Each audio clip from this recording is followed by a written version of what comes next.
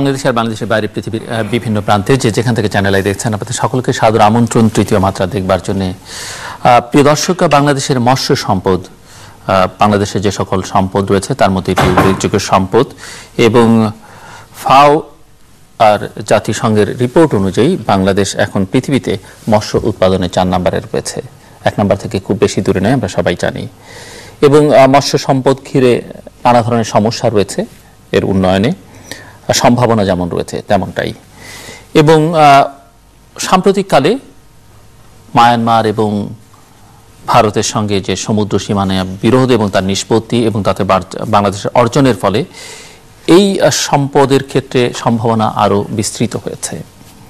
এই বিষয় নিয়ে এই সম্পদের সঙ্গে সংশ্লিষ্ট যারা, তারা কি ভাবছেন, সরকার কি ভাবছে, আর এই সম্পদ নিয়ে যারা কাজ করছেন, অর্থাৎ মৎস্য সম্পদ নিয়ে বাংলাদেশে যারা কাজ করছেন তারা কি ভাবছেন, সেটি আজকে আলোচনার প্রতিপাদ্য বিষয়। আলোচনা করবার জন্য আমার সঙ্গে স্টুডিওতে অতিথি বায়ে বসা আছেন গণপ্রজাতন্ত্রী বাংলাদেশ সরকারের মৎস্য ও পশু সম্পদ মন্ত্রণালয়ের প্রতিমন্ত্রী নারায়ণ চন্দ্র চন্দ, তিনি জাতীয় সংসদের একজন সদস্য।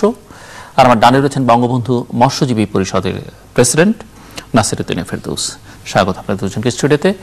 মিস্টার মিনিস্টার, একটু আপনার কাছ থেকে শুনি যে বাংলাদেশের এই মুহূর্তে মৎস্য সম্পদের চিত্রটা কি? মৎস্য সম্পদের দিক থেকে এখন অনেক এগিয়ে গেছে। আমরা দেখেছি যে আমাদের যে কালচার, অর্থাৎ মৎস্য চাষ, যেটা এই চাষের ক্ষেত্রে আমাদের মোট উৎপাদিত মাছের 52% আসে এই চাষের দিক থেকে, এবং মৎস্য আহরণ যেটা তার থেকে আসে আভ্যন্তরীণ, যেটা 30%, এবং আমাদের সামুদ্রিক মৎস্য থেকে আসে 18%। এবং এই মৎস্য আহরণ এবং উৎপাদন মিলে এখন আমাদের যে চাহিদা, এই চাহিদার অর্থাৎ আমাদের প্রাণীজ আমিষের যে চাহিদা, সেই চাহিদার 60% পূরণ হয় মাছ থেকে। এক্ষেত্রে আমাদের যে লক্ষ্য ছিল যে আমাদের মাথাপিছু প্রতিদিন যে 45 গ্রাম করে মাছ গ্রহণ করত, সেখানে আমাদের লক্ষ্যমাত্রা ছিল 56, এবং 56 ইতিমধ্যে আমরা 52 উন্নীত হয়েছি। এবং আমাদের আমাদের অগ্রগতি যেটা, সেটা আমরা অনতিবিলম্বেই আমাদের চাহিদা পূরণে আমরা সক্ষম হব। এবং আমাদের মৎস্য ক্ষেত্রে আমাদের যে মাছ রপ্তানির ক্ষেত্রে আপনি জানেন যে আমাদের রপ্তানিযোগ্য পণ্যের মধ্যে মাছ 2য় স্থান অধিকার করেছে, এবং বিশেষ করে চিংড়ি বা অন্যান্য মৎস্য পণ্য যেগুলি রপ্তানি করা হয়, এর থেকে আমাদের লক্ষ্যমাত্রা রয়েছে $1000 বিলিয়ন US ডলার। সেখানে আমরা $635 মিলিয়ন এ পর্যন্ত উপার্জন করেছি। আমরা আমাদের যে কালচার যেটা হচ্ছে, অর্থাৎ যে আমাদের চিংড়ি চাষের যে অগ্রগতি, সেক্ষেত্রে আমরা আশা করছি যে আমরা $1000 বিলিয়ন উন্নীত হতে আমাদের আর বেশি সময় লাগবে না। মিস্টার নাসিরউদ্দিন ফেরদৌস, আপনি মৎস্যজীবী যে নেতা, এবং সেই নেতা হিসেবে কিভাবে দেখছেন যে বাংলাদেশের মৎস্য সম্পদের হাল নাগাদ চিত্রটা কি? ধন্যবাদ আপনাকে।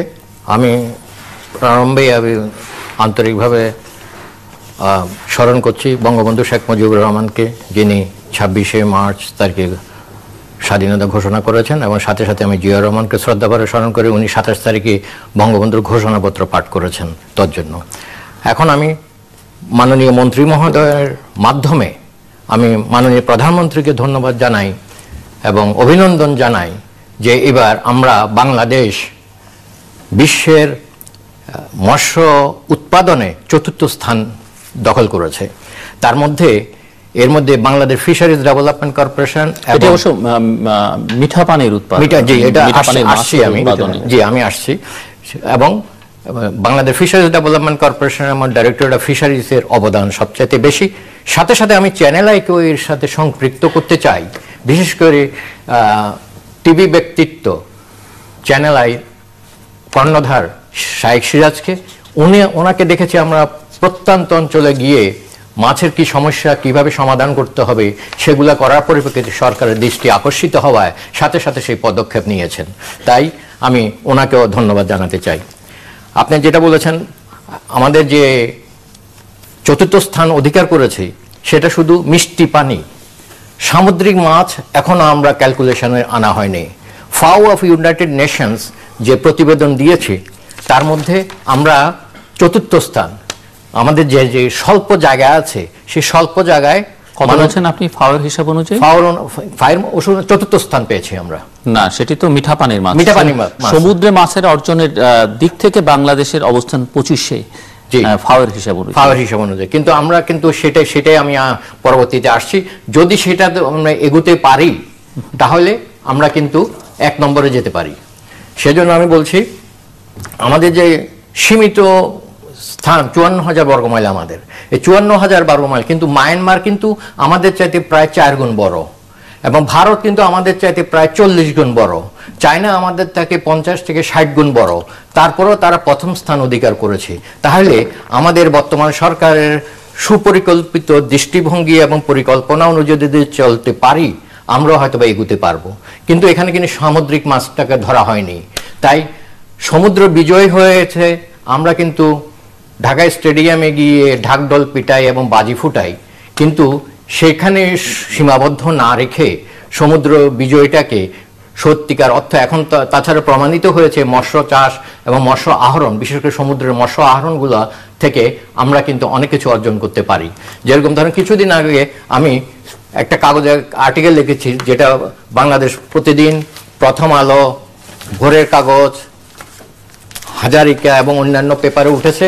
সেটা হলো শুধু বাংলা সরকারের পদক্ষেপ নিয়েছেন জাটকা নিধনটা বন্ধ করার জন্য, কিন্তু জাটকা নিধনটা বন্ধ করার জন্য ওনারা যেভাবে পদক্ষেপ নিয়েছেন, পুরা পরিবারকে 40 কেজি পর্যন্ত ওনারা ফ্রি দিয়ে থাকে যেন জাটকা নিধন বন্ধ রাখে তারা জেলেরা। কোন ধরনের জেলেদেরকে দেওয়া হচ্ছে।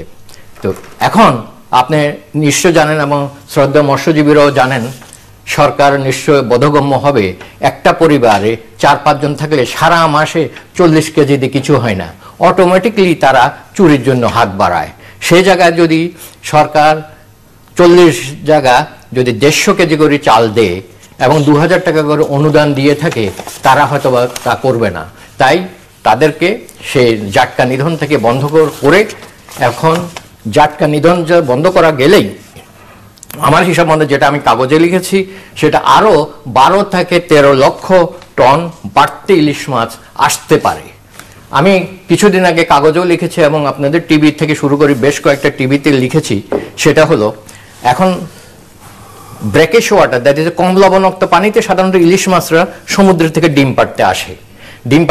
ডিম পেড়ে আবার কিছু কিছু নদীর মধ্যে পদ্মা মেঘনাতে ঢুকে, আরগুলো আবার সমুদ্রের দিকে চলে যায়। এখন আমাদের এখানে ঢুকতে যেহেতু জাটকার নিধন করা হচ্ছে, জাটকাদেরকে বাধা দেওয়া হচ্ছে, সেগুলো আমার এখানে 50 মাইল না ঢুকে আমাদের এখান থেকে ভারত মহাসাগরের তপ্তি নদী এবং নর্মদা নদী, গুজরাটে তপ্তি এবং নর্মদা নদীতে চলে যাচ্ছে। তাই সরকারের প্রতি বিনীত অনুরোধ, এই জাটকাতে আপনারা নিধন বন্ধ করুন এবং মৎস্যজীবীদেরকে সাহায্য করার চেষ্টা করুন, যেটার উপরে আমি একটা জাটকা নিধন বা জাটকা ধরা নিষিদ্ধ তো মাঝে মাঝে বিরতি দিয়েই করা হয়।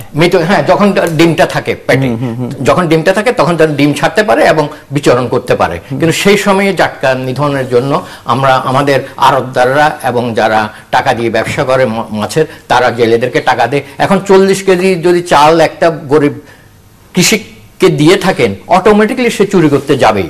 এখন প্রশ্ন হলো, আমরা যে জাটকা নিধনের কথা তো বলছি, জাটকা নিধন করতে যদি আমার প্রতিবেদন অনুযায়ী যদি করি, তাহলে আমাদের প্রায় দুবার, একবার হলো ভাদ্র আশ্বিন মাসে আর একবার হলো জানুয়ারি ফেব্রুয়ারি মার্চের দিকে, 2 সময় যদি আমরা জাটকা নিধনটা বন্ধ করতে পারি, তাহলে আমাদের 750 এবং 250 টোটাল হলো আমাদের প্রায় 1000 কোটি টাকার মতো সরকারের বিনিয়োগ করতে হবে। বিনিয়োগ মানে একটা সাবসিডি দিতে হবে। এখন কথা হলো এই টাকাটা কোথা থেকে আসবে। 1 নম্বর কথা হলো, যদি তারা 1000 কোটি টাকার একটা পরিকল্পনা নিয়ে থাকে, তাহলে আমার এই যে আমার বাড়তি অনুযায়ী 50,000 কোটি টাকার ইলিশ মাছ আসবে, সেটা নিয়ে তদন্ত করা হতে পারে, বা আমার কথাটা সঠিক কিনা আমার সাথে বসতে পারেন। দ্বিতীয়ত একটা কথা বলছি, দ্বিতীয়ত হলো তারা 50,000 কোটি টাকা আসতে পারে। এখন আপনি জানেন জলবায়ু পরিবর্তনের পক্ষে, জলবায়ু পরিবর্তনের জন্য সবচেয়ে বেশি এফেক্টেড হলো মৎস্যজীবীরা। তো মৎস্যজীবীরা যেহেতু এফেক্টেড, সেহেতু আপনার জলবায়ু পরিবর্তনের যে ফান্ড আছে, দরকার হলে বিদেশি ফান্ড, সেই টাকা দিয়ে আপনি 1000 কোটি টাকা দিয়ে তার সাবসিডাইজড করতে পারেন। যে বিদেশি টাকা দিয়ে যদি আপনি মৎস্যজীবীকে পুনর্বাসন করার চেষ্টা করার জাটকা নিধনটা বন্ধ করতে পারেন, তাহলে 50,000 কোটি টাকা আসে কিনা সেটা আপনারা পর্যালোচনা করে দেখতে পারেন।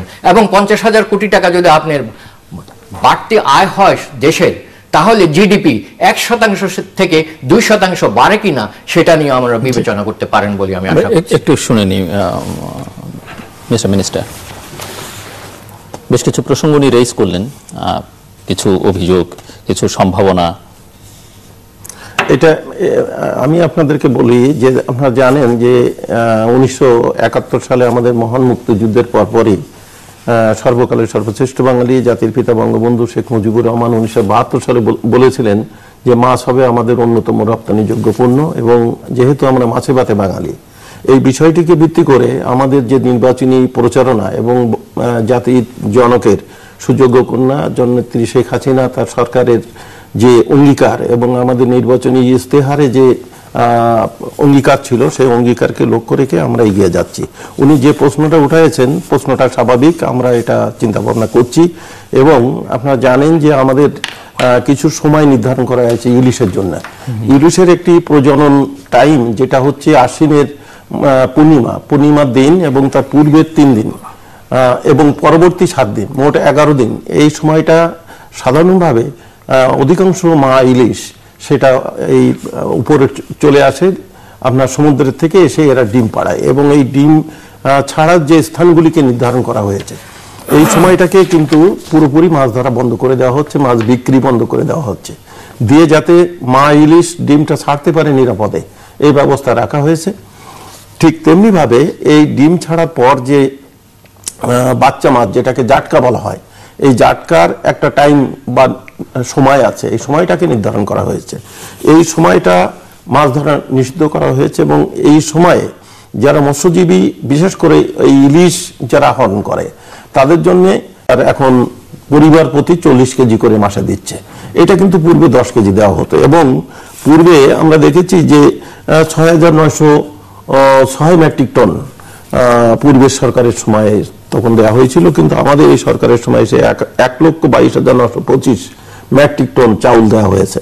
উনি যেটা বলেছেন এটা সাফিসিয়েন্ট না, এ কথা ঠিকই, তবে এখানে আমরা বিকল্প ব্যবস্থা নিয়েছি যে তাদের অবসর সময়ে যেমন আমরা চাল দিয়ে সাহায্য করছি, তাদের বিকল্প কর্মসংস্থানের মাধ্যমে আমরা তাদের সাহায্য করতে পারি কিনা, এবং সেই জন্যে খাঁচায় মাছ চাষ বা হাঁস মুরগি পালন বা বিভিন্ন ধরনের স্বল্পকালীন সময়ে সবজি উৎপাদন, এই সমস্তগুলিতে তাদের ট্রেনিং দিয়ে তাদেরকে সেখানে আর্থিক সহায়তা দেওয়ার ব্যবস্থা রাখা হয়েছে। এবং আমরা এটা সরকার, বিশেষ করে মাননীয় প্রধানমন্ত্রী এ ব্যাপারে অত্যন্ত সজাগ, আমাদেরকে নির্দেশ দিয়েছেন যে এই মৎস্য জীবী যারা, তারা যাতে কোনো ক্রমে ক্ষতিগ্রস্ত না হয় সে ধরনের ব্যবস্থা নেওয়া আমরা পর্যায়ক্রমে আমরা এগিয়ে যাচ্ছি। এবং উনি যে কথা বলেছেন যে 1000 কোটি টাকা সাবসিডি দেওয়া খুব বড় বিষয় নয়, তবে এটা নিঃসন্দেহে আমরা এটা স্বীকার করে নিচ্ছি। তবে আপনারা লক্ষ্য করেছেন যে সরকারের কর্মপরিধি যেভাবে বৃদ্ধি পেয়েছে, আমরা যদি একটু মিস্টার মিনিস্টার চিত্রটা দেখি, যেমন ধরেন সরকারের কৃষি ঋণ পাওয়ার ক্ষেত্রে খুবই অবহেলার শিকার হয় এই খাতটি, যদিও এর সম্ভাবনা এবং বাস্তবতা আপনারা দুজনই উল্লেখ করেছেন। এবং 2013-14 অর্থ বছরে যদি সরকারের বিতরণ করা 14,000 কোটি টাকার কৃষি ঋণের মাত্র 10% পেয়েছে কিন্তু মৎস্য খাত।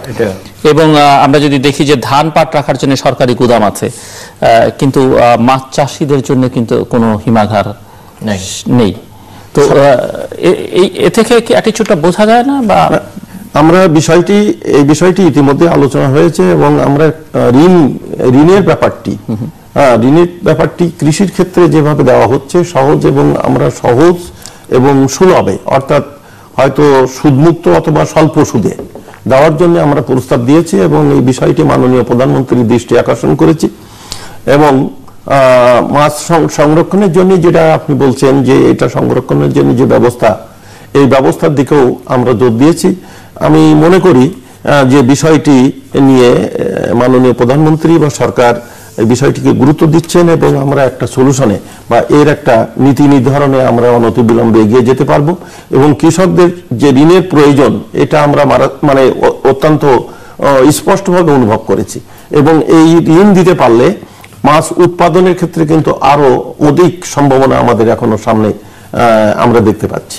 আপনি কি মনে করেন যে দেশে, আমরা যদিও জানি যে দেশে 2.5 লাখ হেক্টর উন্মুক্ত জলাশয় রয়েছে এবং গ্রামীণ উদ্যোগে গড়ে ওঠা প্রায় লাখ লাখ পুকুর রয়েছে, যেখানে মাছ চাষের সম্ভাবনা মানে অনেক অনেক অনেক বেশি, কিন্তু সেটিকে কাজে লাগাবার জন্য কোনো সুপরিকল্পনা বা পরিকল্পিত কোনো উদ্যোগ সরকারের দিক থেকে আছে কিনা? হ্যাঁ, এটা কাজে লাগানোর জন্য সরকারের দিক থেকে পরিকল্পনা রয়েছে এবং আপনারা দেখেছেন যে বিল নার্সারি এবং উন্মুক্ত জলাশয়ে পুনঃ অবমুক্তকরণ এটা কিন্তু আমাদের চলছে এবং এই প্রক্রিয়ায় আমাদের উন্মুক্ত জলাশয়ে যে পুনঃ অবমুক্তকরণ করা হয়েছে প্রায় 3,500 কেজি পুনঃ অবমুক্ত করা হয়েছে 5 বছরে এবং প্রতি বছরে প্রায় 7,000 মেট্রিক টন অধিক মাছ উৎপাদন হচ্ছে উন্মুক্ত জলাশয়। এবং এটা কিন্তু মিঠা পানিতে, এটা উন্মুক্ত বলতে এই যে মিঠা পানি।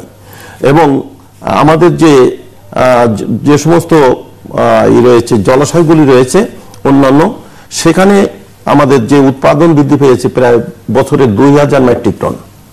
এবং আপনি যে কথা বলছেন যে মিঠা পানিতে আমাদের উদ্যোগ রয়েছে এবং আমাদের যে সমস্ত মৎস্য কর্মকর্তারা বিভিন্ন জায়গায় রয়েছেন সরেজমিনে তারা আমাদের যে চাষি তাদেরকে এই চাষের ব্যাপারে তাদের যে আধুনিক প্রযুক্তি বা তথ্য বা অন্যান্য সহায়তা সেগুলি দিয়ে মাছ উৎপাদনে কিন্তু এই অগ্রগতি, অর্থাৎ আজকে এই যে আমাদের জাতিসংঘের আমাদের যে রিপোর্টটা বের হয়েছে 4র্থ স্থান আমরা অধিকার করেছি এই বিশেষ করে এটা মিঠা পানির মাছ উৎপাদনের ক্ষেত্রে। এই মিঠা পানি state of world fisheries and aquaculture 2014 এখানে দ্বিতীয় মানে দ্বিবার্ষিক যে প্রতিবেদন, সেই প্রতিবেদনে বাংলাদেশ এখন 4র্থ। প্রথম আছে চীন, দ্বিতীয় ভারত, তৃতীয় মায়ানমার। তো এখন এই 4র্থ স্থানে যাওয়ার ক্ষেত্রে সরকারের পদক্ষেপ রয়েছে এবং সেই পদক্ষেপের সহায়তা নিয়ে চাষিরা মৎস্য উৎপাদন করেই কিন্তু আমরা এই জায়গায় পৌঁছাতে পেরেছি। আপনি এখানে আমাদের সভাপতি মহোদয় উনিও এখানে উল্লেখ করেছেন যে আমাদের ল্যান্ড কিন্তু অনেক কম, আমাদের ল্যান্ড অনেক কম। এই যে 3টি দেশ প্রথম, দ্বিতীয় এবং তৃতীয় হয়েছে তাদের ল্যান্ড এরিয়া অনেক বেশি। ফলে আমাদের এই স্বল্প ল্যান্ডের ভিতর আমাদের প্রযুক্তি বা অন্যান্য কৌশলগত দিক থেকে আমাদের পদক্ষেপ গ্রহণের ফলে আমাদের প্রোডাকশন কিন্তু অনেক গুণ বেড়েছে এবং বেড়েছে বলেই কিন্তু আমরা 4র্থ স্থানে যেতে পেরেছি। এবং আমরা আশা করি যে আমরা আরো একটু যদি সচেষ্ট হই তাহলে আমরা হয়তো একদিন প্রথম স্থানে অধিকার করতে পারবো। জি, শুনবো আর কথা আপনার মিস্টার ফেরদৌস। জি, ধন্যবাদ আপনাকে। আপনার এই যে জিনিসটা আইকিউটা শার্প কেন বোঝা গেল, আপনি যে জিনিসটা বলেছেন আমার মনে হয় সরকার সেটা নজরে নেবেন। সেটা আপনি বলেছেন যে হিমাগার নেয় মৎস্যজীবীদেরকে, অথচ খাদ্যের জন্য হিমাগার আছে। হিমাগার দরকার নয়, ছোট ছোট করে দিতে পারেন উপকূল এলাকাতে। 5 লাখ 10 লাখ টাকা লাগে ছোট ছোট স্টোরেজ করে। যে জেলেটা মাছটা ধরে নিয়ে এসছে সে তখন 5 কেজি ধরে নিয়ে আসলো, তার হিমাগার নেয়, সে তার বিক্রি করতে হবে। 5 কেজি যদি 200 টাকা বলে তাহলে 200 টাকাও সে বিক্রি করে দেয়।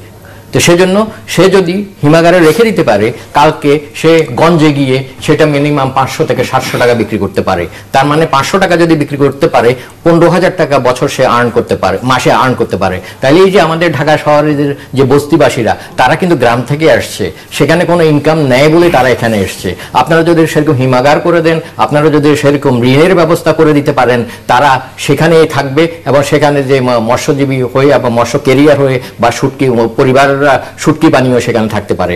এখন সবচেয়ে বড় কথা হলো আমাদের এখানে আমরা 4র্থ স্থান অধিকার করেছি। এটার জন্য মাননীয় প্রধানমন্ত্রীর পরিকল্পনা এবং প্রযুক্তির সম্ভাবনা দুইয়ের সমন্বয় হয়েছে, শুধু সরকারের জন্য নয়, দুইয়ের সমন্বয়। বিশেষ করে আমরা খাদ্যে যে স্বয়ংসম্পন্ন হয়েছে 3.5 কোটি টন যে আমাদের হয়েছে, সেখানেও কিন্তু হাইব্রিডের একটা সম্ভাবনা আছে, হাইব্রিডের অবদান আছে, শুধু মাননীয় প্রধানমন্ত্রীর পরিকল্পনা নয়। যেরকম বিএনপির আমলে 30 লক্ষ ঘাটতি রেখে গেছেন মাননীয় প্রধানমন্ত্রী, যেটা যেহেতু উদ্বৃত্ত করে রেখেছেন তার জন্য ধন্যবাদ। সেজন্য এখন ওনাদেরকে যেতে হবে সামুদ্রিক মৎস্যের দিকে। এই কারণে আপনি জানেন আমাদের 54,000 বর্গমাইল শুধু এই যে সমুদ্র সীমা যা অর্জন, মানে সীমায় এই বিরোধ নিষ্পত্তির পরে বাংলাদেশের এখন যা অর্জন দাঁড়ালো, জি, এরপরে এখানে গ্যাস মাছ কি আছে স্টাডি হয়েছে বা আপনার জানা আছে? আপনাদের সেটা আমি দ্বিতীয় পর্যায়ে আসছি। সেটা হলো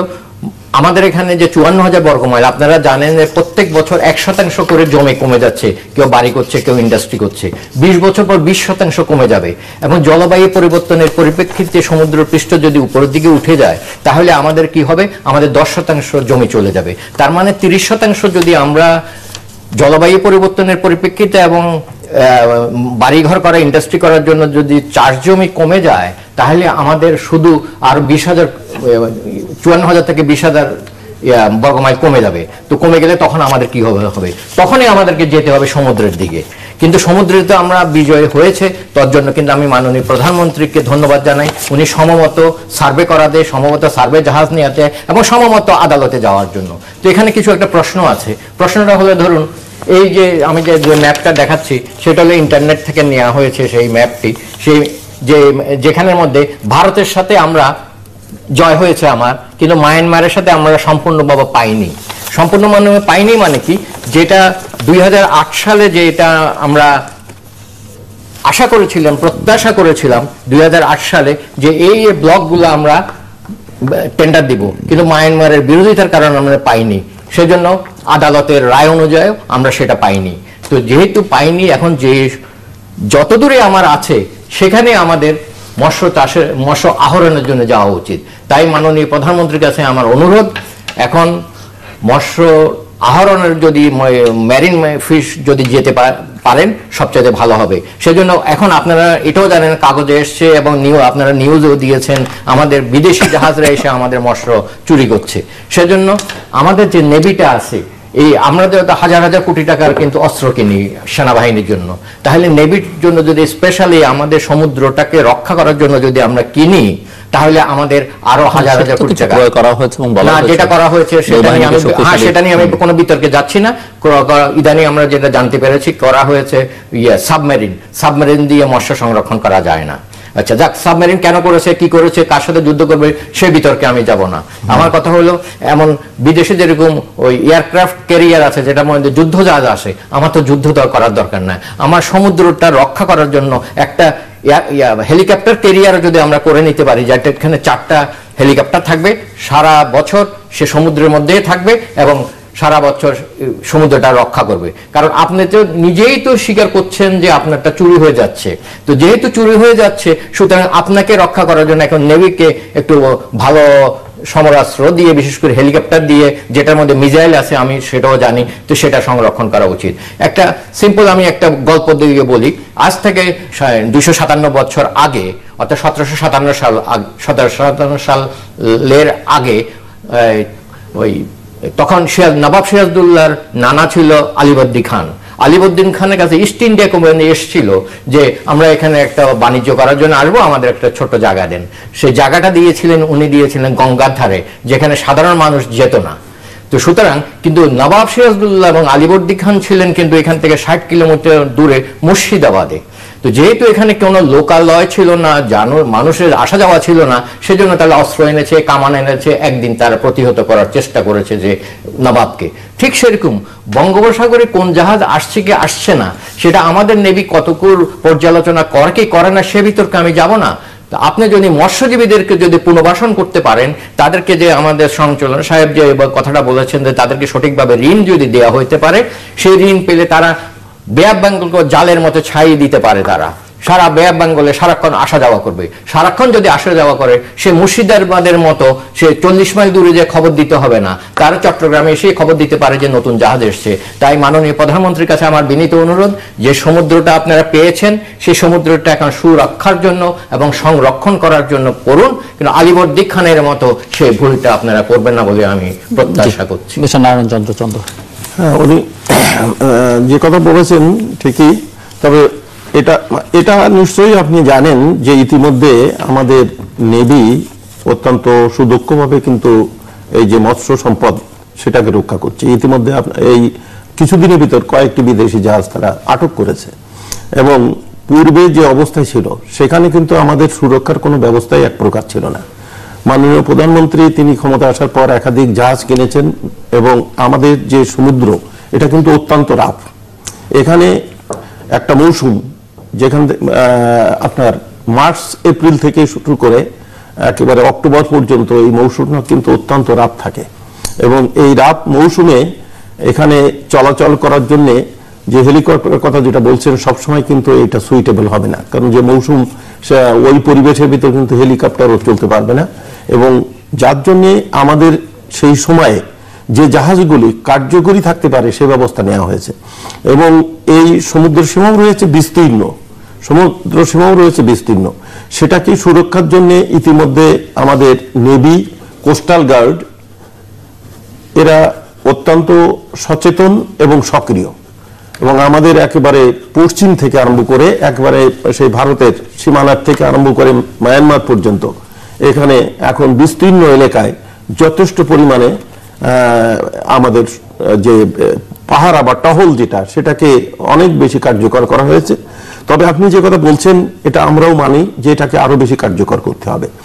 তবে সরকার পর্যায়ক্রমে এগোচ্ছে এবং আপনি নিজেও জানেন যে আমাদের অর্থনৈতিক দিক থেকে যে বিভিন্ন দিকে আমাদের যে উন্নয়নের যে এখন যেটা শুরু করেছেন সামঞ্জস্য রেখে চলতে গেলে সব জায়গায় আমরা এক জায়গায় বেশি দিতে পারছি না, অ্যাট এ টাইমে আমরা এক জায়গায় বেশি দিতে পারছি না, সব দিকেই আমাদেরকে কাজ করতে হচ্ছে।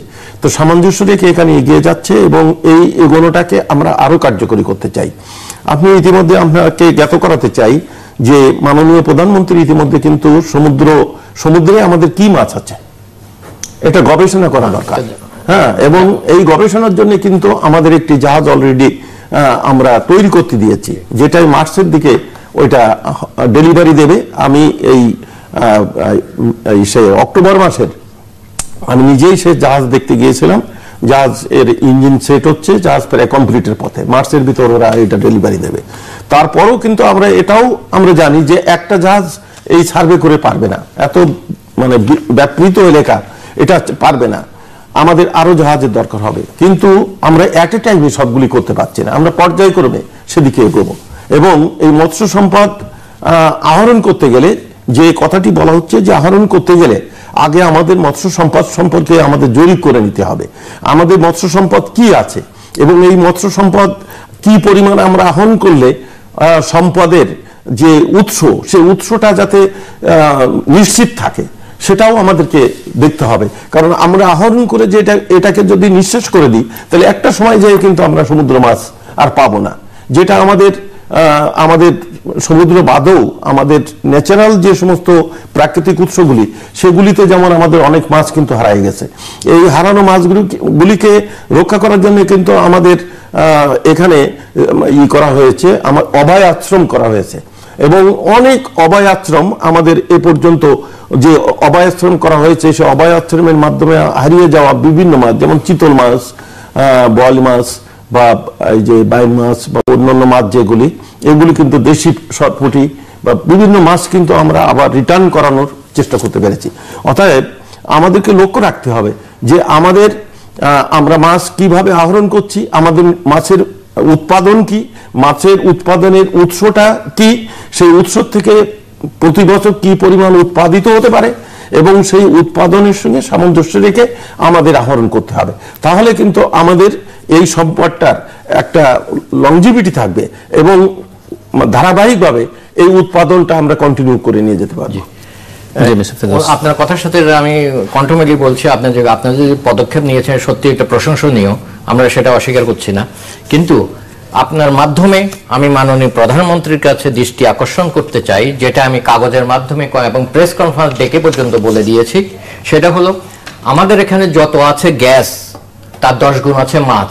আমার কথাটা সঠিক কিনা সেটা পর্যালোচনা করে দেখবেন, কারণ আমি কোন স্টাডির উপর বলছি। আমাদের যে একটা সাঙ্গুটা ছিল, সাঙ্গু ওখানে গ্যাস ফিল্ড, সেখানে ½ ট্রিলিয়ন, আধা ট্রিলিয়নও ছিল না, 0.46 ট্রিলিয়ন ছিল। তখন কিন্তু সাঙ্গুটা পেয়েছিল আশেপাশে 15-20টা গ্যাস ফিল্ড আবার খনন করা হয়েছিল, সেখানে কোনো গ্যাস পাওয়া যায়নি।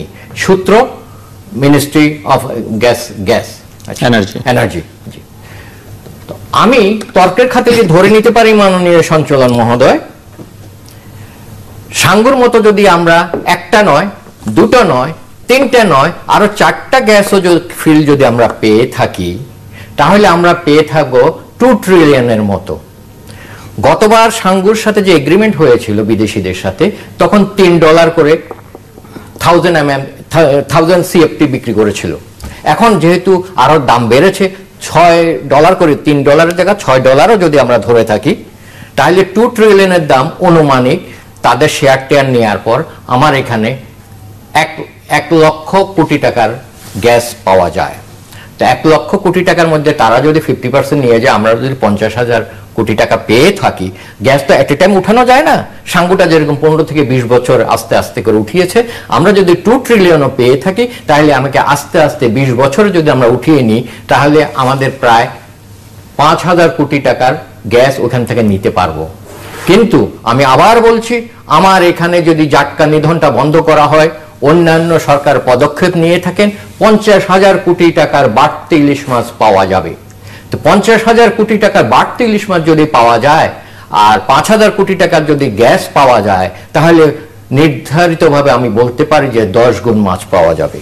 তাই আপনার মাধ্যমে মাননীয় প্রধানমন্ত্রীর কাছে আমার বিনীত অনুরোধ, এই যে মেরিন ফিশারিজের দিকে লক্ষ্য রাখুন। আপনি আবার এটা যে কথাটা বলেছেন যে ওই পরিবেশে খারাপ ওয়েদারের সময় হেলিকপ্টার যাবে না, খারাপ সময় যদি আমার হেলিকপ্টার না যেতে পারে, চোরের ট্রলারও আসবে না, সেই সময়টা বাদ দেন। অন্য সব সময় যদি এখানে থাকে, তাহলে কেউ চুরি করতে আসবে না। আমাদের নেভিদেরকে নিষ্ঠাবান, আমি এটা অস্বীকার করছি না, তারা দেশ ভালোবাসে, মাতৃকা ভালোবাসে, সেটা আমি অস্বীকার করছি না। কিন্তু ঢাকা শহরের যে ওনাদের হেডকোয়ার্টার আছে বা যেখানে যেখানে আছে, আমার মনে হয় নদীমাতৃক দেশে, নদীমাতৃক এলাকাগুলোতে ওনাদের যাওয়া উচিত বলে আমি মনে করি। যায় না সেটি আপনি বলছেন না, সে জানা, তাহলে তো আমি বলছি না, কিন্তু কঠোরভাবে এবং সচেতনভাবে পরিচালনার জন্য ওনাদেরকে আরো সচেতন হতে হবে। তাই মাননীয় প্রধানমন্ত্রী যদি আপনারা এই ধরনের একটা ফ্লিট তৈরি করে দেন, তাহলে ওনারা নিশ্চয় যাবেন। কিন্তু কথা হলো কি, ওনারা বললেও তো সেটা যায় না। তাই আমি ওনাদের সাথে, অনেকের সাথে আলোচনা করে যে কথাটা বলছি, এটা ওনাদের প্রাণের কথা। ওনারা যেহেতু দেশকে ভালোবাসেন, সুতরাং ওনারা বে অফ বেঙ্গলকে, সমুদ্রকেও ভালোবাসেন, মৎস্যজীবীদেরকেও ভালোবাসেন। আপনারা একটা জিনিস জানেন মাননীয় সঞ্চালন মহোদয়, 1947 সালে পূর্ব পাকিস্তানের জনসংখ্যা ছিল 4 কোটি। 4 কোটির মধ্যে 1.5 কোটি ছিল সংখ্যালঘু, বিশেষ করে হিন্দু, এবং মুসলমান ছিল 2.5 কোটি। এই 2.5 কোটি মুসলমান এখন কিন্তু 14.5 কোটিতে, কিন্তু 1.5 কোটি হিন্দু বা সংখ্যালঘু আজও 1.5 কোটি। 54 সালে বঙ্গবন্ধু শেখ মুজিবুর রহমান যখন ইলেকশনে জিতলেন, তখন মুসলিম লীগাররা মনে করলো যে সংখ্যালঘুদের ভোটারে তো শেখ মুজিবুর রহমান জিতেছে। তো সুতরাং তখন থেকে তারা এই সংখ্যালঘু নিধনের জন্য, যেমন জাটকা নিধন, সংখ্যালঘু নিধনের জন্য প্রথমে সংখ্যালঘুদের মধ্যে পেটে লাথি মারলো। সেটা হলো, সংখ্যালঘুদের বেশিরভাগ ছিল কামার, কুমার এবং জেলে। যেহেতু কামার, কুমার জেলে ছিল, সেহেতু তাদেরকে নিধন করার জন্য হাওর, বাওর এবং মৎস্য ঋণ থেকে শুরু করে কিছুই যে জেলের সম্প্রদায়কে দেয়া হয়নি। যেহেতু জেলে সম্প্রদায়কে দেয়া হয়নি, তারা আস্তে আস্তে হয়তোবা দেশ ত্যাগের চেষ্টা করেছে। কারণ তার প্রমাণ হলো, যেটা 47 সালে ছিল 35%, সেটা এখন এসে দাঁড়িয়েছে 9%। 35%, 9%। সুতরাং এখন এই বিএনপি সরকার, জামাত সরকারও চায় তাদের যে ব্যাংক ভোট, সেটা না। কিন্তু মাননীয় প্রধানমন্ত্রী গত নির্বাচনের আগে বেশ কিভাবে ব্যাংক তৈরি করতে পারে, ভোট ব্যাংক তৈরি করতে পারে আওয়ামী লীগ, তার একটা পরামর্শ প্রধানমন্ত্রীর উদ্দেশ্যে বহুবার রেখেছিলেন। প্রধানমন্ত্রী আপনি তো এমন একটা ধারণা, হিসেব নিকেশ দেওয়ার চেষ্টা করেছেন যে শুধু মৎস্যজীবীদের দিকে তাকালেই আওয়ামী লীগের নির্বাচনে বৈতরণী পাওয়ার হওয়া। সেটা আমি বলেছি, সেটা হলো প্রায় 1.5 কোটি মৎস্যজীবী আছে, ডাইরেক্টলি ইনডাইরেক্টলি মিলে। হিসেব ঠিক আছে, 1.5 কোটি মৎস্যজীবী আছে 16 কোটির মধ্যে প্রায়। ইতিমধ্যে মৎস্যজীবীদের নিবন্ধনের কাজ কিন্তু চলছে, এবং প্রায় 10 লক্ষের মতো নিবন্ধন হয়েছে, কার্ড দেওয়া হচ্ছে। কার্ড দেওয়া হচ্ছে। এখন কথা হলো, কার্ড কি সত্যিকার মৎস্যজীবীরা পাচ্ছে নাকি? আপনি যেমন 1.5 কোটি বলছেন, বলছি আমি 10 লক্ষকে দেওয়া হয়েছে। 10 লক্ষকে দেওয়া হয়েছে। এমনি অনুমান আছে আপনাদের কত মৎস্যজীবী বাংলাদেশে আছে? আমরা এই পর্যন্ত একেবারে সঠিক চিত্র আমরা পাই নাই। যেহেতু জরিপ একটা চলছে, জরিপ সম্পন্ন হলে আমরা সঠিক চিত্র পাবো। তবে মৎস্যজীবী আমাদের বাংলাদেশ পরিসংখ্যান ব্যুরোর কাছেও এই তথ্য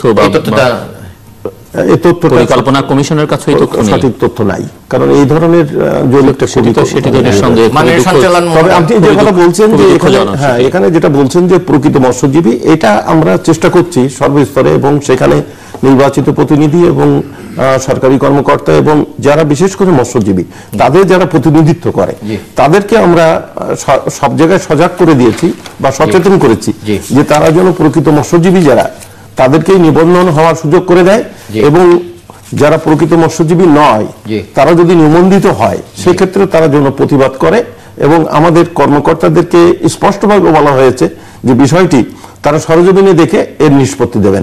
তারপরেও আমাদের দেশে এটা একেবারে 100% নিশ্চয়তা দেওয়া সবসময় সম্ভব হয়ে ওঠে না, কারণ গণসচেতনতা কিন্তু একটি বড় জিনিস। সরকার এককভাবে কিছুই করতে পারে না, কারণ এই বিষয়গুলি কিন্তু জনগণ ভিত্তিক। অর্থাৎ জনগণ যখন এই বিষয়ে সঠিক পদক্ষেপ নেওয়ার মতন ক্ষমতা অর্জন করবে বা সচেতন থাকবে, তখনই এর নিশ্চয়তা দেওয়া সম্ভব। এখন কথা হলো মৎস্যজীবী হলো শুধু মৎস্য আহার, যে 1.5 কোটি বলছেন, আমি 1.5 কোটি বলছি, সেটা হিসাবটা হলো যতগুলো মানে যেখানে পরিসংখ্যান ব্যুরোর কাছে না থাকে, পরিকল্পনা কমিশনের তথ্য নেই, আমার কথা আমার হিসাবটা আমি দেখাচ্ছি। মৎস্য আহারটা নদী এবং সমুদ্র। নদীর মধ্যে হলে জেলে নৌকা আছে, যান্ত্রিক নৌকা আছে, গভীর সমুদ্র ট্রলার আছে। সেখানে কতজন আছে, কতগুলা নৌকাতে, সেই হিসাবটা ডাইরেক্টরেট অফ মৎস্য ফিশারিজ এর কাছে আছে। তার মৎস্য চাষ আপনার কাছে আছে এখন? ওদের কাছ থেকে আমি যে প্রতিবেদনটা করেছি, কত সেটা সব মিলিয়ে হলে 1.5 কোটি। আর শুধু যে আমি মৎস্যজীবী, আমার স্ত্রীও কিন্তু আবার শুটকি বানায়, আমার ছেলে কিন্তু আবার জাল বানায়, তারাও কিন্তু মৎস্যজীবী হিসেবে আসছে, তাই না? সেই হিসেবে 1.5 কোটি মৎস্যজীবী। না, মৎস্যজীবী এখানে আপনি মানে তথ্যটা 2 রকমের হবে। একটা হচ্ছে মৎস্যজীবী বলতে এখানে যে মৎস্যজীবী বলতে এই যে যারা প্রাকৃতিক উৎস থেকে মৎস্য আহরণ করে জীবিকা নির্বাহ, প্রধানত প্রাকৃতিক উৎস থেকে মৎস্য আহরণ করে জীবিকা নির্বাহ করে, তারাই হচ্ছে মৎস্যজীবী। আবার মৎস্য চাষী কিন্তু মৎস্যজীবী নয় সর্বক্ষেত্রে, কারণ যারা চাষ করছে তারা কিন্তু ব্যবসায়িক পদ্ধতিতে চাষ করছে, তাদেরকে আমরা মৎস্যজীবী হিসেবে কোনো কার্ড দিচ্ছি না। আমরা শুধুমাত্র যারা প্রাকৃতিক উৎস থেকে মৎস্য আহরণ করে প্রধানত জীবিকা নির্বাহ করে তাদেরকেই আমরা মৎস্যজীবী হিসেবে কার্ড দিচ্ছি। তাদেরকে দিচ্ছেন আপনি নদী এবং সমুদ্রে মৎস্য আহরণের জন্য দিচ্ছেন, কিন্তু নদী ওইটা ছাড়াও তো আছে। আপনি যদি একটা হিসাব নেন, বাংলাদেশের ম্যাপ, নদী উপকূল, সমুদ্র উপকূল এবং হাওর বাওর জেলা, এক উপকূলে কতজন মৎস্যজীবী আছে সেটা হিসাব করতে পারেন। সমুদ্র উপকূলে কয়টা জেলা আছে, সেই জেলাতে কতজন আছে, হ্যাচারি এবং আপনার পুকুর থেকে শুরু করে কি বলে নদী নালাগুলোতে যে আছে আশেপাশে উপকূল এলাকা, তাদের মেইন উৎস হইল মৎস্য। তো সুতরাং আপনারা কিন্তু সেই হিসাবে, আমি জানি না আপনাদের ডাইরেক্টর কি বললেন, ব্যুরোর যে কথাটা বললেন সেটা এইভাবে নিচ্ছে কিনা, সেটা হলো কথা। আরেকটি প্রসঙ্গে একটু আলোচনা নিয়ে আসি আমরা। আপনি এই প্রসঙ্গে অনেকবার কথা বলেছেন ট্রলার নিয়ে। জি, আপনি নানা ধরনের কমপ্লেন বিভিন্ন সময় করেছেন। এখানে যেহেতু মন্ত্রী আছেন, আমরা একটু শুনি আপনার। জি, উনি হয়তো রেসপন্স করতে পারতেন। না, সে ট্রলার নিয়ে আমার বেশ একটা না, আমার কথা হলো না, বেশ একটা না, আপনি এর আগে কিন্তু সেটা বলছি, রাজনৈতিক আলোচনার মধ্যে বলেছে, সেটা হলো মৎস্য আহরণের জন্য যে আপনারা যে সমস্ত ট্রলারগুলো দিয়েছেন, দেওয়া উচিত তো, যার অভিজ্ঞতা আছে, যার ইনফ্রাস্ট্রাকচারাল ফ্যাসিলিটিস আছে, তার মানে অবকাঠামো আছে, যার ট্রলার দিবেন তাকে, যার ঘাট আছে, যার ফ্রিজিং প্ল্যান্ট আছে, যার ডকইয়ার্ড আছে, বা মৎস্যের অভিজ্ঞতা আছে। বর্তমান সরকার যে 34 জনকে মৎস্য ট্রলার দিয়েছেন, আমার জানা মতে 34 জনের মধ্যে 2-4 জন ছাড়া কেউই মৎস্য ব্যবসার সাথে জড়িত নাই। সবচেয়ে বড় কথা হলো ওনারা কিন্তু মৎস্য লাইসেন্সটা পেয়ে হয়তোবা জানা মতো অন্যের কাছে বিক্রি করে দিয়েছেন। তো তাহলে ওনাকে তো দেওয়া উচিত হয় না, সত্যিকার মৎস্যজীবীর দিকে দেওয়া হয়নি। তবে এখানে আমার দুঃখে ভরে স্বীকার করতে হয় যে সরকারটি মুক্তিযুদ্ধ চেতনায় এসছেন, আর যে সরকারটি মুক্তিযুদ্ধ চেতনাকে ধারণ করে না বলে অনেকে বলে থাকেন, সে বিএনপির আমলে কিন্তু বিএনপি কিন্তু সেটা করেনি, সত্যিকার মৎস্যজীবীদেরকে দিয়েছে এবং কোন দলকে দেয়নি। মানে বিএনপির আমলে বঙ্গবন্ধু মৎস্যজীবী পরিষদের প্রেসিডেন্ট পেয়েছেন?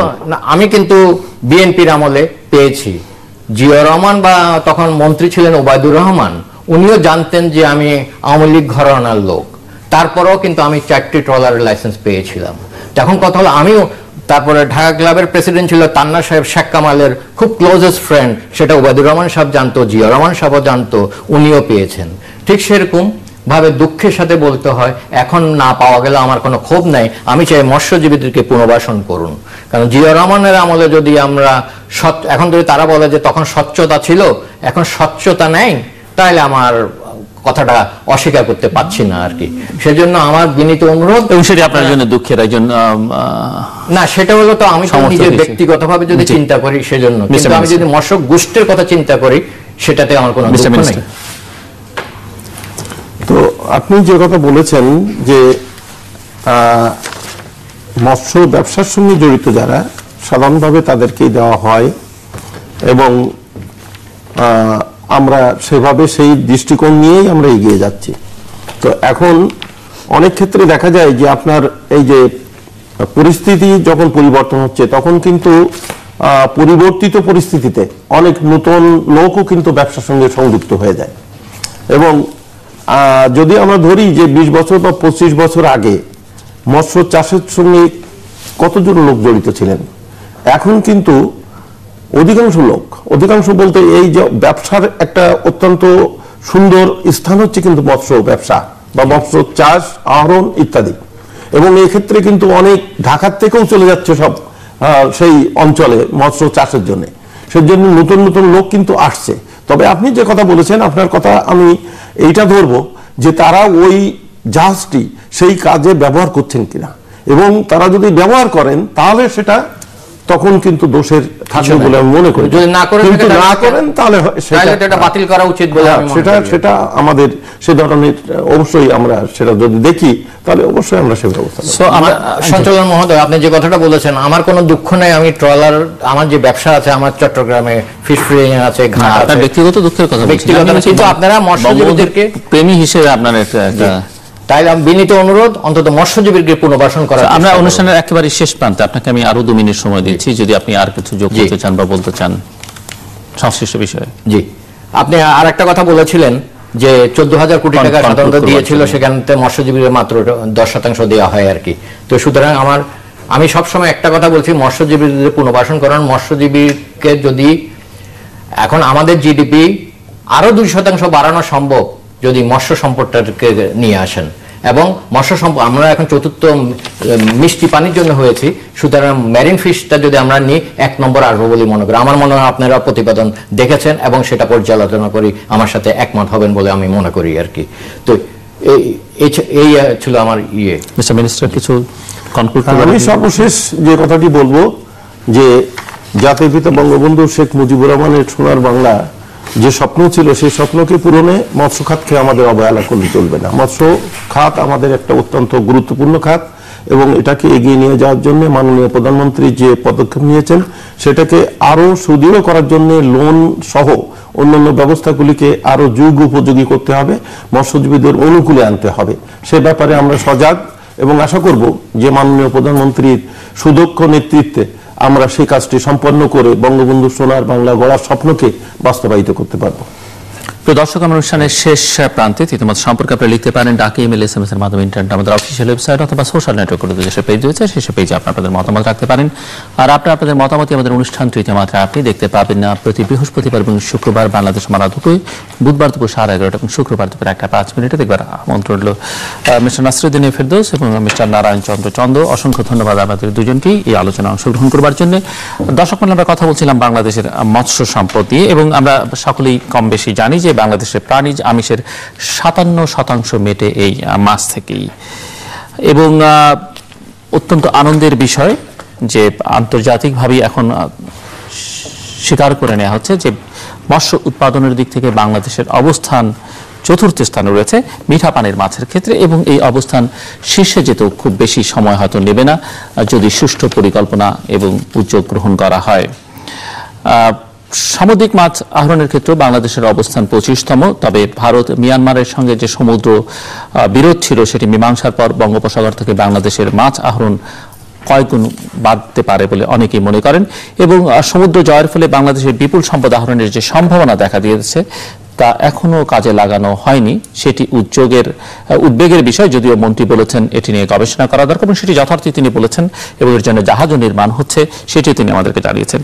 এবং এই সম্ভাবনার সবচেয়ে গুরুত্বপূর্ণ অংশ গভীর সমুদ্রের মাছ, সমুদ্রের যে সম্ভাবনার কথা আমি উল্লেখ করলাম, মাছ আহরণ এবং আন্তর্জাতিক বাণিজ্য সম্পাদন এর কোনোটাই এখনো শুরু হয়নি, তবে এটি শুরু হওয়া দরকার।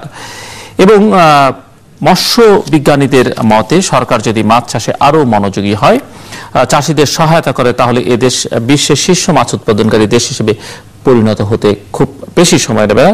তবে দুঃখের বিষয় যে গবেষকরা বলছেন যে সরকারের কোনো মহাপরিকল্পনা ছাড়াই দেশে মাছ চাষে সাফল্য এসেছে। মূলত মাছ চাষিদের সাহস এবং সৃজনশীলতা এক্ষেত্রে বড় ভূমিকা রেখেছে। এবং উদ্বেগের কথা যেটি মন্ত্রী নিজেও উল্লেখ করেছেন যে দেশ নিয়ে আমরা অনেক পরিকল্পনা করি, পঞ্চবার্ষিক পরিকল্পনা হয়, বাজেট হয়, সবই হয়, কিন্তু দেশে মৎস্য চাষির সংখ্যা কত, মৎস্যজীবীর সংখ্যা কত, সেই তথ্য এখন পর্যন্ত সরকারের কাছে নেই। কারণ এই তথ্য দেবার জন্য যারা কাজ করেন, যাদের দায়িত্ব, তারা সেই তথ্য এখন পর্যন্ত দিতে পারেননি। কাজে এটি একটি অন্যতম দুর্বলতা। আমরা আশা করছি যদি মন্ত্রণালয় বিষয়ে সক্রিয় এবং সজাগ হয়, নিশ্চয়ই এই দুর্বলতাগুলো ভবিষ্যতে কাটানো সহজতর হবে। দর্শক, আমাদের সঙ্গে থাকবার জন্য অসংখ্য ধন্যবাদ। আপনাদের সবার জন্য শুভকামনা।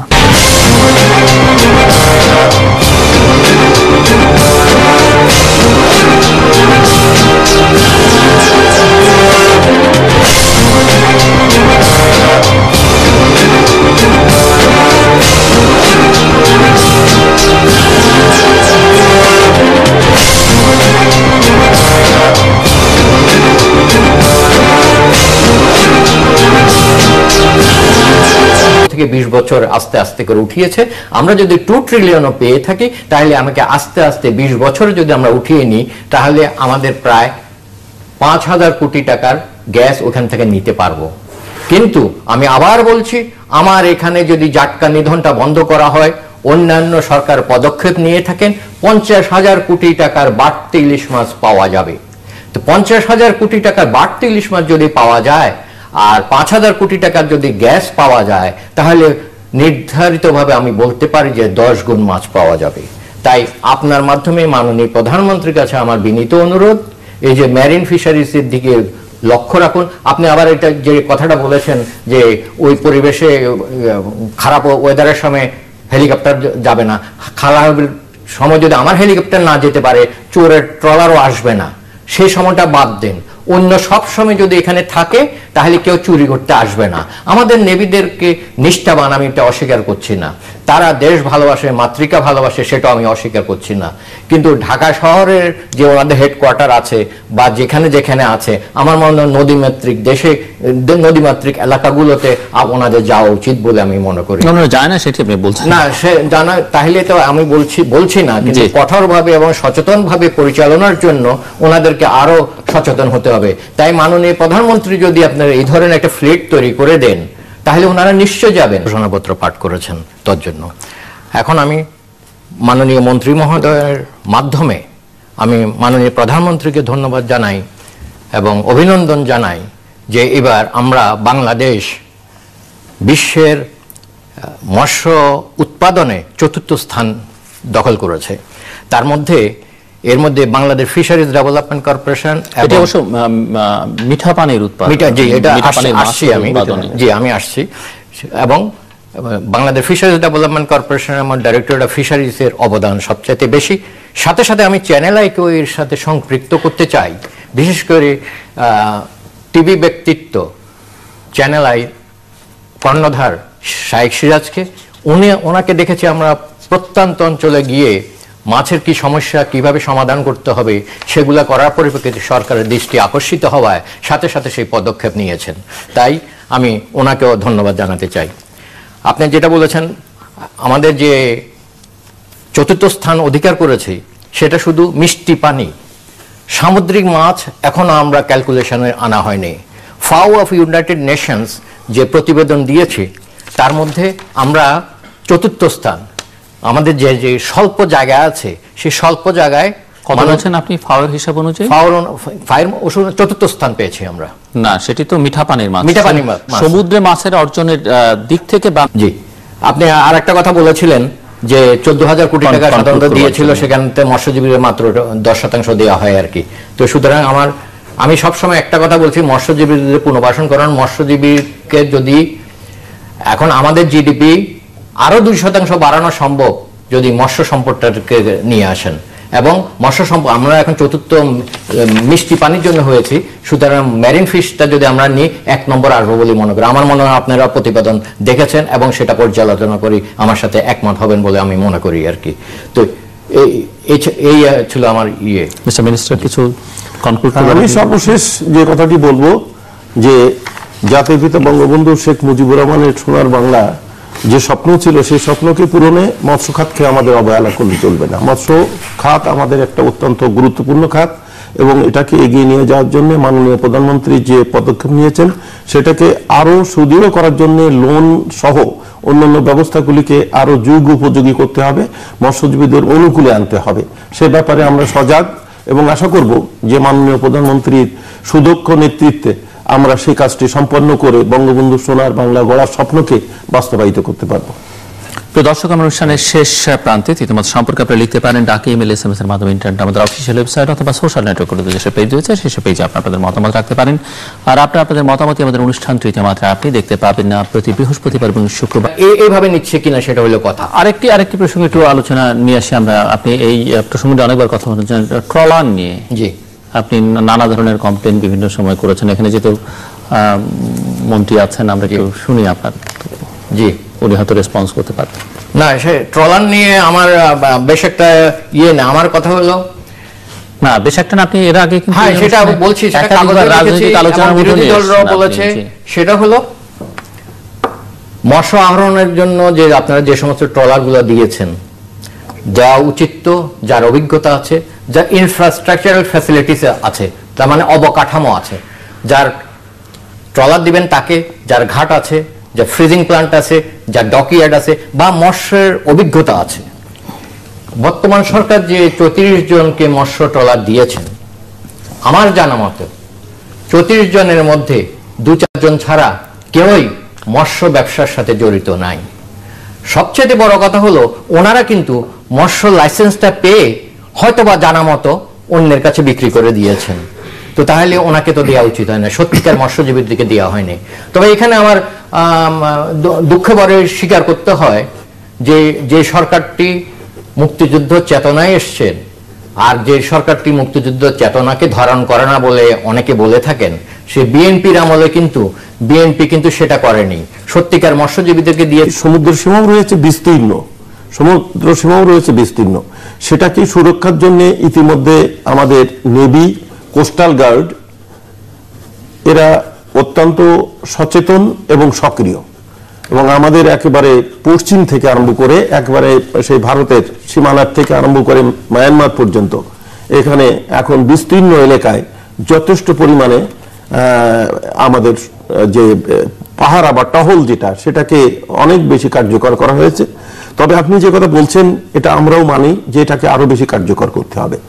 তবে সরকার পর্যায়ক্রমে এগোচ্ছে, এবং আপনি নিজেও জানেন যে আমাদের অর্থনৈতিক দিক থেকে যে বিভিন্ন দিকে আমাদের যে উন্নয়নের যে এখন যেটা শুরু করেছেন, সামঞ্জস্য রেখে চলতে গেলে সব জায়গায় আমরা এক জায়গায় বেশি দিতে পারছি না, অ্যাট এ টাইমে আমরা এক জায়গায় বেশি দিতে পারছি না, সব দিকেই আমাদেরকে কাজ করতে হচ্ছে।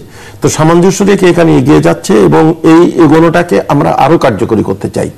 আপনি ইতিমধ্যে আপনাকে জ্ঞাত করাতে চাই যে মাননীয় প্রধানমন্ত্রী ইতিমধ্যে কিন্তু সমুদ্রে আমাদের কি মাছ আছে এটা গবেষণা করা দরকার।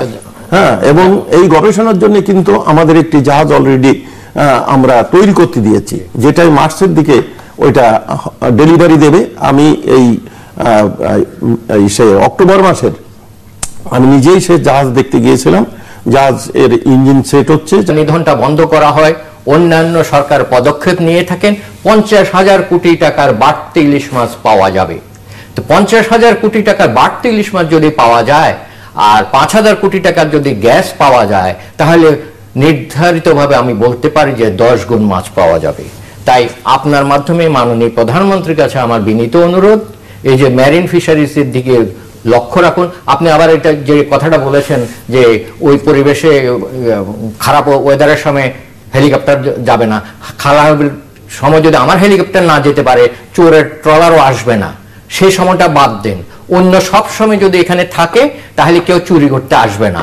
আমাদের নেভিদেরকে নিষ্ঠাবান, আমি এটা অস্বীকার করছি না, তারা দেশ ভালোবাসে, মাতৃকা ভালোবাসে, সেটা আমি অস্বীকার করছি না। কিন্তু ঢাকা শহরের যে ওনাদের হেডকোয়ার্টার আছে বা যেখানে যেখানে আছে, আমার মনে হয় নদীমাতৃক দেশে, নদীমাতৃক এলাকাগুলোতে ওনাদের যাওয়া উচিত বলে আমি মনে করি। যায় না সেটি আপনি বলছেন না, সে জানা, তাহলে তো আমি বলছি না, কিন্তু কঠোরভাবে এবং সচেতনভাবে পরিচালনার জন্য ওনাদেরকে আরো সচেতন হতে হবে। তাই মাননীয় প্রধানমন্ত্রী যদি আপনারা এই ধরনের একটা ফ্লিট তৈরি করে দেন তাহলে ওনারা নিশ্চয় যাবেন। কিন্তু কথা হলো কি, ওনারা বললেও তো সেটা যায় না। তাই আমি ওনাদের সাথে, অনেকের সাথে আলোচনা করে যে কথাটা বলছি, এটা ওনাদের প্রাণের কথা। ওনারা যেহেতু দেশকে ভালোবাসেন, সুতরাং ওনারা বে অফ বেঙ্গলকে, সমুদ্রকে ভালোবাসেন, মৎস্যজীবীদেরকে ভালোবাসেন। ক্ষেত্রে আমাদের মোট উৎপাদিত মাছের 52% আসে এই চাষের দিক থেকে, এবং মৎস্য আহরণ যেটা তার থেকে আসে আভ্যন্তরীণ, যেটা 30%, এবং আমাদের সামুদ্রিক মৎস্য থেকে আসে 18%।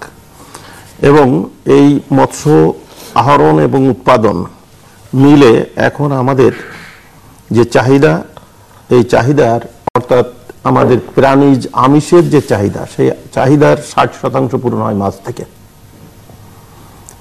এক্ষেত্রে আমাদের যে লক্ষ্য ছিল যে আমাদের মাথাপিছু প্রতিদিন যে 45 গ্রাম করে মাছ গ্রহণ করত, সেখানে আমাদের লক্ষ্যমাত্রা ছিল 56, এবং 56 ইতিমধ্যে আমরা 52 উন্নীত হয়েছি। এবং আমাদের আমাদের অগ্রগতি যেটা, সেটা আমরা অনতিবিলম্বেই আমাদের চাহিদা পূরণে আমরা সক্ষম হব। এবং আমাদের মৎস্য ক্ষেত্রে আমাদের যে মাছ রপ্তানির ক্ষেত্রে আপনি জানেন যে আমাদের রপ্তানিযোগ্য পণ্যের মধ্যে মাছ দ্বিতীয় স্থান অধিকার করেছে, এবং বিশেষ করে চিংড়ি বা অন্যান্য মৎস্য পণ্য যেগুলি রপ্তানি করা হয়, এর থেকে আমাদের লক্ষ্যমাত্রা রয়েছে $1000 বিলিয়ন US ডলার। সেখানে আমরা $635 মিলিয়ন এ পর্যন্ত উপার্জন করেছি। আমরা তখন 5 কেজি ধরে নিয়ে আসলো, তার হিমাগার নাই, সাথে বিক্রি করতে হবে। 5 কেজি যদি 200 টাকা বলে, তাহলে 200 টাকাও সে বিক্রি করে দেয়।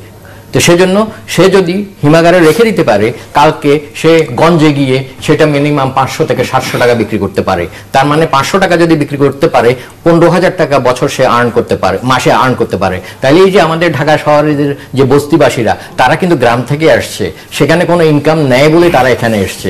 আপনারা যদি সেরকম হিমাগার করে দেন, আপনারা যদি সেরকম ঋণের ব্যবস্থা করে দিতে পারেন, তারা সেখানেই থাকবে, এবং সেখানে যে মৎস্যজীবী হয়ে বা মৎস্য কেরিয়ার হয়ে বা শুটকি পরিবার শুটকি বানিয়েও সেখানে থাকতে পারে।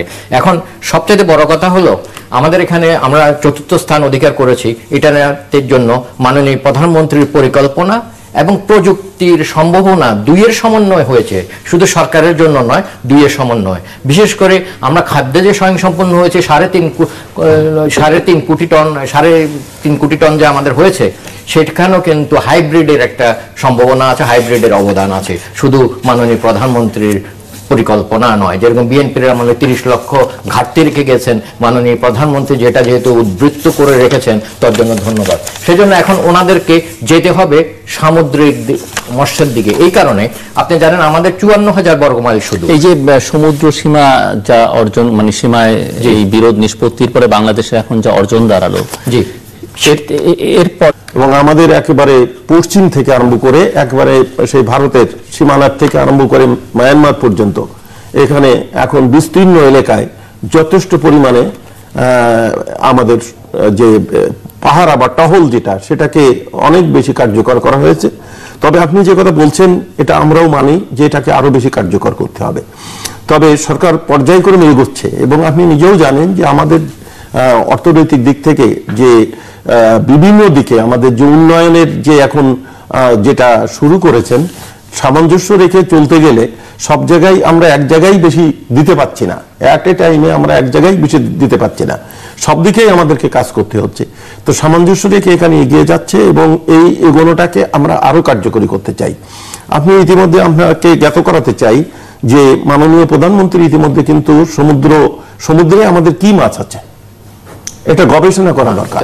হ্যাঁ, এবং এই গবেষণার জন্য কিন্তু আমাদের একটি জাহাজ অলরেডি আমরা তৈরি করতে দিয়েছি, যেটাই মার্চের দিকে ওইটা ডেলিভারি দেবে। আমি সেই অক্টোবর মাসের আমি নিজেই সে জাহাজ দেখতে গিয়েছিলাম, জাহাজ এর ইঞ্জিন সেট হচ্ছে, জাহাজ প্রায় কমপ্লিটের পথে, মার্চের ভিতর ওরা এটা ডেলিভারি দেবে। তারপরেও কিন্তু আমরা জানি যে একটা জাহাজ এই সার্ভে করে পারবে না, এত মানে ব্যাপৃত এলাকা এটা পারবে না, আমাদের আরো জাহাজের দরকার হবে। কিন্তু 50,000 কোটি টাকা আসতে পারে। এখন আপনি জানেন জলবায়ু পরিবর্তনের পক্ষে, জলবায়ু পরিবর্তনের জন্য সবচেয়ে বেশি এফেক্টেড হলো মৎস্যজীবীরা। তো মৎস্যজীবীরা যেহেতু এফেক্টেড, সেহেতু আপনি জলবায়ু পরিবর্তনের যে ফান্ড আছে, দরকার হলে বিদেশি ফান্ড, সেই টাকা দিয়ে আপনি 1000 কোটি টাকা দিয়ে তার সাবসিডাইজড করতে পারেন। যে বিদেশি টাকা দিয়ে যদি আপনি মৎস্যজীবীকে পুনর্বাসন করার চেষ্টা করার জাটকা নিধনটা বন্ধ করতে পারেন, তাহলে 50,000 কোটি টাকা আসে কিনা সেটা আপনারা পর্যালোচনা করে দেখতে পারেন। এবং 50,000 কোটি টাকা যদি আপনার বাড়তি আয় হয় দেশের, তাহলে জিডিপি 1% থেকে 2% বাড়ে কিনা সেটা নিয়ে আমরা বিবেচনা করতে পারেন বলে আমি আশা করছি। একটু শুনে নিই মিস্টার মিনিস্টার, বেশ কিছু প্রসঙ্গ নিয়ে রেইজ করলেন, কিছু অভিযোগ, কিছু সম্ভাবনা। এটা আমি আপনাদেরকে বলি যে আপনারা জানেন যে 1971 সালে আমাদের মহান মুক্তিযুদ্ধের পরপরই সর্বকালের সর্বশ্রেষ্ঠ বাঙালি জাতির পিতা বঙ্গবন্ধু শেখ মুজিবুর রহমান 1972 সালে বলেছিলেন যে মাছ হবে আমাদের অন্যতম রপ্তানিযোগ্য পণ্য, এবং যেহেতু আমরা মাছে ভাতে বাঙালি, এই বিষয়টিকে ভিত্তি করে আমাদের যে নির্বাচনী প্রচারণা এবং জাতির জনকের সুযোগ্য কন্যা জননেত্রী শেখ হাসিনা তার সরকারের যে অঙ্গীকার এবং আমাদের নির্বাচনী ইস্তেহারে যে অঙ্গীকার ছিল, সেই অঙ্গীকারকে লক্ষ্য রেখে আমরা এগিয়ে যাচ্ছি। উনি যে প্রতিমন্ত্রী নারায়ণ চন্দ্র চন্দ, তিনি জাতীয় সংসদের একজন সদস্য, আর আমার ডানে রয়েছেন বঙ্গবন্ধু মৎস্যজীবী পরিষদের প্রেসিডেন্ট নাসিরউদ্দিন ফেরদৌস। স্বাগত আপনাদের দুজনকে স্টুডিওতে। মিস্টার মিনিস্টার, একটু আপনার কাছ থেকে শুনি যে বাংলাদেশের এই মুহূর্তে মৎস্য সম্পদের চিত্রটা কি? মৎস্য সম্পদের দিক থেকে এখন অনেক এগিয়ে গেছে। আমরা দেখেছি যে আমাদের যে কালচার, অর্থাৎ মৎস্য চাষ, যেটা এই চাষের ক্ষেত্রে আমাদের মোট উৎপাদিত মাছের 52% আসে এই চাষের দিক থেকে, এবং মৎস্য আহরণ যেটা তার থেকে আসে আভ্যন্তরীণ, যেটা 30%, এবং আমাদের সামুদ্রিক মৎস্য থেকে আসে 18%। এবং এই মৎস্য আহরণ এবং উৎপাদন মিলে এখন আমাদের যে চাহিদা, এই চাহিদার অর্থাৎ আমাদের প্রাণীজ আমিষের যে চাহিদা, সেই চাহিদার 60% পূরণ হয় মাছ থেকে। এক্ষেত্রে আমাদের যে লক্ষ্য ছিল যে আমাদের মাথাপিছু প্রতিদিন যে 45 গ্রাম করে মাছ গ্রহণ করত, সেখানে আমাদের লক্ষ্যমাত্রা ছিল 56, এবং 56 ইতিমধ্যে আমরা 52 উন্নীত হয়েছি। এবং আমাদের আমাদের অগ্রগতি যেটা, সেটা আমরা অনতিবিলম্বেই আমাদের চাহিদা 50,000 কোটি টাকা আসতে পারে। এখন আপনি জানেন জলবায়ু পরিবর্তনের পক্ষে, জলবায়ু পরিবর্তনের জন্য সবচেয়ে বেশি এফেক্টেড হলো মৎস্যজীবীরা। তো মৎস্যজীবীরা যেহেতু এফেক্টেড, সেহেতু আপনি জলবায়ু পরিবর্তনের যে ফান্ড আছে, দরকার হলে বিদেশি ফান্ড, সেই টাকা দিয়ে আপনি 1000 কোটি টাকা দিয়ে তার সাবসিডাইজড করতে পারেন। যে বিদেশি টাকা দিয়ে যদি আপনি মৎস্যজীবীকে পুনর্বাসন করার চেষ্টা করার জাটকা নিধনটা বন্ধ করতে পারেন, তাহলে 50,000 কোটি টাকা আসে কিনা সেটা আপনারা পর্যালোচনা করে দেখতে পারেন। এবং 50,000 কোটি টাকা যদি আপনার বাড়তি আয় হয় দেশের, তাহলে জিডিপি 1% থেকে 2% বাড়ে কিনা সেটা নিয়ে আমরা বিবেচনা করতে পারেন বলে আমি আশা করছি। একটু শুনে নিই মিস্টার মিনিস্টার, বেশ কিছু প্রসঙ্গ নিয়ে রেইজ করলেন, কিছু অভিযোগ, কিছু সম্ভাবনা। এটা আমি আপনাদেরকে বলি যে আপনারা জানেন যে 1971 সালে আমাদের মহান মুক্তিযুদ্ধের পরপরই সর্বকালের সর্বশ্রেষ্ঠ বাঙালি জাতির পিতা বঙ্গবন্ধু শেখ মুজিবুর রহমান 1972 সালে বলেছিলেন যে মাছ হবে আমাদের অন্যতম রপ্তানিযোগ্য পণ্য, এবং যেহেতু আমরা মাছে ভাতে বাঙালি, এই বিষয়টিকে ভিত্তি করে আমাদের যে নির্বাচনী প্রচারণা এবং জাতির জনকের সুযোগ্য কন্যা জননেত্রী শেখ হাসিনা তার সরকারের যে অঙ্গীকার এবং আমাদের নির্বাচনী ইস্তেহারে যে অঙ্গীকার ছিল, সেই অঙ্গীকারকে লক্ষ্য রেখে আমরা এগিয়ে যাচ্ছি। উনি যে কাজে লাগানো হয়নি সেটি উদ্বেগের বিষয়, যদিও মন্ত্রী বলেছেন এটি নিয়ে গবেষণা করা দরকার এবং সেটি যথার্থই তিনি বলেছেন এবং এর জন্য জাহাজও নির্মাণ হচ্ছে সেটি তিনি আমাদেরকে জানিয়েছেন। এবং এই সম্ভাবনার সবচেয়ে গুরুত্বপূর্ণ অংশ গভীর সমুদ্রের মাছ, সমুদ্রের যে সম্ভাবনার কথা আমি উল্লেখ করলাম, মাছ আহরণ এবং আন্তর্জাতিক বাণিজ্য সম্পাদন এর কোনোটাই এখনো শুরু হয়নি, তবে এটি শুরু হওয়া দরকার। এবং মৎস্য বিজ্ঞানীদের মতে সরকার যদি মাছ চাষে আরো মনোযোগী হয়, চাষিদের সহায়তা করে, তাহলে এদেশ বিশ্বের শীর্ষ মাছ উৎপাদনকারী দেশ হিসেবে পরিণত হতে খুব বেশি সময় নেবে না। তবে দুঃখের বিষয় যে গবেষকরা বলছেন যে সরকারের কোনো মহাপরিকল্পনা ছাড়াই দেশে মাছ চাষে সাফল্য এসেছে। মূলত মাছ চাষিদের সাহস এবং সৃজনশীলতা এক্ষেত্রে বড় ভূমিকা রেখেছে।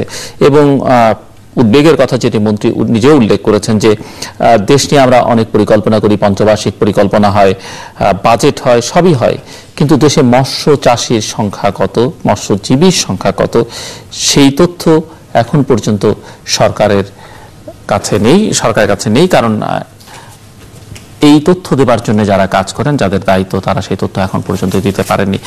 কাজে এটি একটি অন্যতম দুর্বলতা। আমরা আশা করছি যদি মন্ত্রণালয় এই বিষয়ে সক্রিয় এবং সজাগ হয়, নিশ্চয়ই এই দুর্বলতাগুলো ভবিষ্যতে কাটানো সহজতর হবে। দর্শক, আমাদের সঙ্গে থাকবার জন্য অসংখ্য ধন্যবাদ। আপনাদের সবার জন্য শুভকামনা।